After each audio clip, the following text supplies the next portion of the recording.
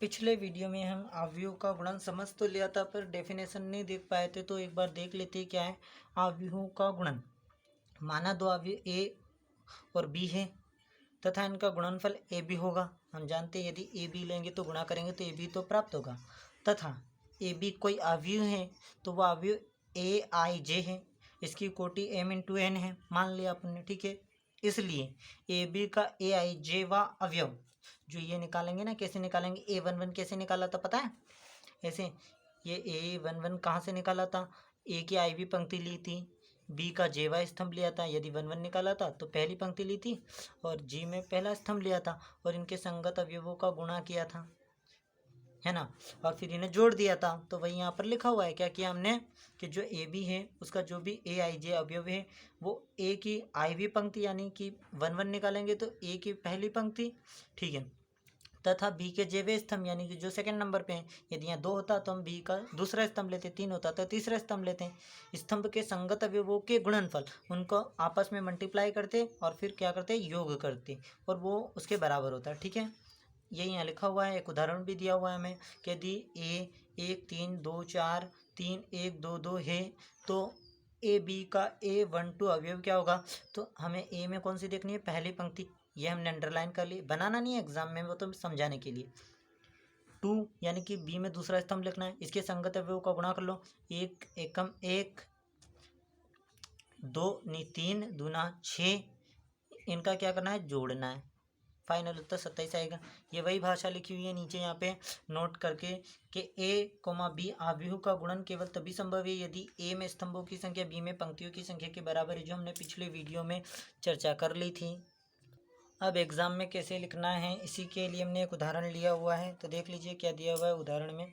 कि यदि ए बराबर 2 4 3 2 तथा बी बराबर 1 3 2 5 हो तो ए बी का मान ज्ञात कीजिए। तो सबसे पहले वही लिखना है, क्या दिया है, क्या दिया है हमें, दिए गए अवयव ए बराबर ये बी बराबर ये, इसलिए क्या ये दो दिया हुआ है तो इसलिए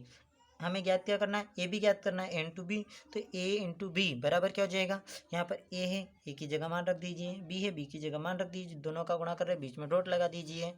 ठीक है। बीच में बराबर चल रहा है तो नेक्स्ट लाइन से एम्प्लाई जेड का यूज़ करना है हमें, तो वो एम्प्लाई जेड लगा दिया, ए इंटू बी बराबर क्या होगा, ध्यान देना, हमें ए वन वन अवयव निकालना है, तो हम ये वाली पंक्ति लेंगे, इसमें पहली पंक्ति और बी का पहला स्तंभ, ठीक है, ले लिया। इसके संगत अवयव का गुणा करेंगे तो 2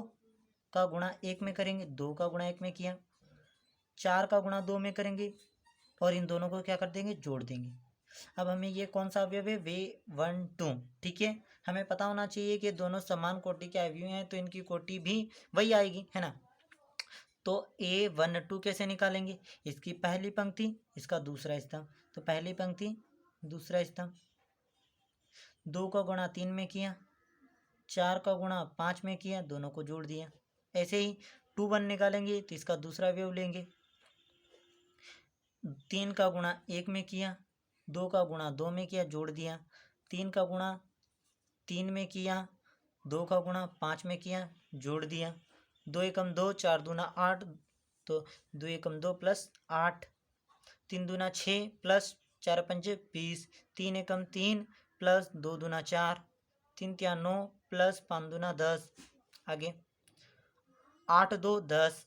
6 20 26, 3 4 7 9 10 19, ये क्या है, ए बी का मान। तो ऐसे ही हमें सिस्टमेटिक लिखना है एग्जाम में। धन्यवाद।